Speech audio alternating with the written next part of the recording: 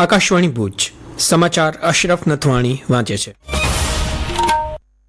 નમસ્કાર. કેન્દ્રીય ચૂંટણી પંચ દ્વારા જાહેર કરાયેલ ખાસ મતદાર યાદી સુધારણા કાર્યક્રમ હેઠળ કચ્છ જિલ્લામાં ડ્રાફ્ટ યાદી જાહેર કરવામાં આવી છે. જિલ્લા ચૂંટણી તંત્ર દ્વારા હાથ ધરવામાં આવેલી આ પ્રક્રિયામાં મતદારોની સંખ્યા અને મતદાન મથકોના માળખામાં મહત્વના ફેરફારો કરવામાં આવ્યા છે. વર્ષ 2025ની યાદી મુજબ જિલ્લાના 6 વિધાનસભા મત વિસ્તારમાં કુલ 16,90,584 મતદારો નોંધાયા હતા, જ્યારે નવી પ્રસિદ્ધ થયેલી મુસદ્દા યાદી મુજબ હવે કચ્છમાં કુલ 14,76,409 મતદારો નોંધાયેલા છે. ખાસ સુધારણા દરમિયાન વિવિધ કારણોસર કુલ 2,14,175 મતદારોના નામ દૂર કરવામાં આવ્યા છે. આ ઉપરાંત જિલ્લામાં મતદાન મથકોની સંખ્યા 1,848થી વધીને 2,012 થઈ છે, એટલે કે 165 નવા મથકોનો ઉમેરો થયો છે. જિલ્લા ચૂંટણી તંત્ર દ્વારા તમામ માન્ય રાજકીય પક્ષો સાથે બેઠક યોજી તેમને ફોટોવાળી મતદાર યાદીની નકલ સુપરત કરવામાં આવી છે. જે મતદારોના નામ દૂર થયા છે તેઓ જો ફરી નામ નોંધાવવા માંગતા હોય તો ફોર્મ નંબર 6 ભરી શકે છે. ચકાસણી બાદ તેમનો સમાવેશ આખરી યાદીમાં કરાશે. હક, દાવા અને વાંધા અરજીઓ આગામી તારીખ 18 જાન્યુઆરી સુધી રજૂ કરી શકાશે, જેનો નિકાલ 10 ફેબ્રુઆરી સુધીમાં કરી 17 ફેબ્રુઆરી 2026ના રોજ આખરી મતદાર યાદી પ્રસિદ્ધ કરવામાં આવશે. જિલ્લા વહીવટી તંત્રએ તમામ નાગરિકોને આ પ્રક્રિયામાં સહયોગ આપી ભૂલ રહિત યાદી બનાવવામાં મદદરૂપ થવા અપીલ કરી છે. જો કોઈ પણ મતદાર જરૂરી દસ્તાવેજો રજૂ નહીં કરી શકે તો તેમના નામ આખરી યાદીમાંથી દૂર કરવામાં આવશે, તેમ જિલ્લા ચૂંટણી અધિકારી અને જિલ્લા કલેક્ટર આનંદ પટેલે જણાવ્યું હતું.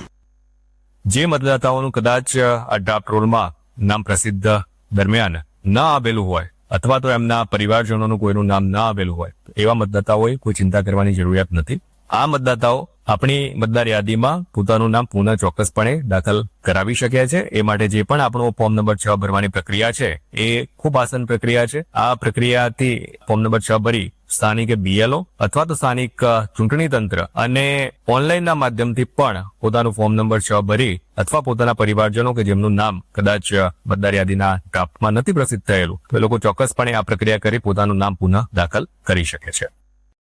પ્રવાસન અને ઔદ્યોગિક દ્રષ્ટિએ વિકસતા કચ્છ જિલ્લા માટે રેલવે કનેક્ટિવિટી વધુ સુદૃઢ બનાવવા માટે દિલ્હી ખાતે મહત્વપૂર્ણ બેઠક યોજાઈ હતી. જિલ્લાના સાંસદ વિનોદ ચાવડા તેમજ ફોકિયા અને માંડવી ચેમ્બર્સના આગેવાનોએ રેલવે મંત્રી અશ્વિની વૈષ્ણવ સાથે મુલાકાત કરી હતી, જેમાં માંડવી વિસ્તારની ઝડપથી વધતી જતી પ્રવાસન અને ઔદ્યોગિક ક્ષમતાને ધ્યાનમાં રાખીને માંડવી શહેરને રેલવે કનેક્ટિવિટી મળે તે માટે ખાસ રજૂઆતો કરાઈ. સાથે જ ભુજ મુંબઈ વચ્ચે આગામી સમયમાં વંદે ભારત ટ્રેન શરૂ કરવા માટે પણ માંગ કરવામાં આવી હતી. રેલવે મંત્રીએ પ્રતિનિધિ મંડળ દ્વારા રજૂ કરવામાં આવેલા મુદ્દાઓને સાંભળ્યા હતા. તેમણે આ તમામ માંગણીઓ પર સહાનુભૂતિપૂર્વક અને સકારાત્મક વિચારણા કરવાની ખાતરી આપી હતી. સાથે જ માંડવીને ટ્રેન કનેક્ટિવિટી સાથે જોડવા માટે વિગતવાર પ્રોજેક્ટ રિપોર્ટ તૈયાર થઈ રહ્યો છે તેમ જણાવ્યું હતું. બંદરીય શહેર માંડવી ખાતે આવતીકાલથી બીચ ફેસ્ટિવલનો પ્રારંભ થશે. આવતીકાલે સાંજે રાજ્યના નાયબ મુખ્યમંત્રી હર્ષ સંઘવીના હસ્તે આ ફેસ્ટિવલ ખુલ્લો મૂકવામાં આવશે, જેને લઈ વહીવટી તંત્ર દ્વારા તડામાર તૈયારીઓને અંતિમ ઓપ આપવામાં આવી રહ્યો છે. ડોક્ટર જયંત ખત્રી સ્મારક સાહિત્ય સભા સંસ્મૃતિ ભુજના ઉપક્રમે વિજયરાજજી સાર્વજનિક પુસ્તકાલય ખાતે ડોક્ટર જયંત ખત્રી બકુલેશ અને ડોક્ટર મનુભાઈ પાંધી એવોર્ડ વિતરણ સમારોહ યોજાયો હતો.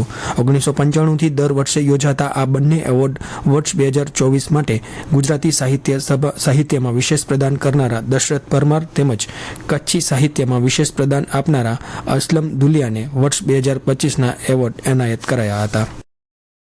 અબડાસા તાલુકાના નલિયા સ્થિત BRC ભવન ખાતે દિવ્યાંગ બાળકો માટે સાધન સહાય વિતરણ કેમ્પ યોજાયો હતો. આ કેમ્પમાં કુલ 38 દિવ્યાંગ બાળકોને વિવિધ પ્રકારના સાધનો આપવામાં આવ્યા હતા.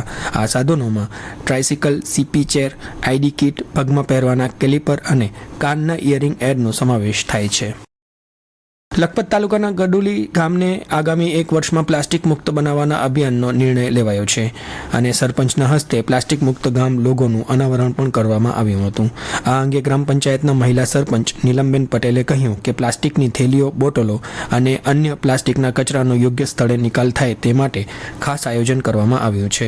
આ અભિયાનમાં ગ્રામજનો જોડાય તે માટે આગામી દિવસોમાં ગામના વેપારીઓ, વિવિધ સમાજો, મંડળોના સભ્યો અને ગામની અલગ અલગ શેરીઓમાં બેઠકોનું આયોજન કરાશે. આ સાથે સમાચાર બુલેટિન પૂરું થયું. નમસ્કાર.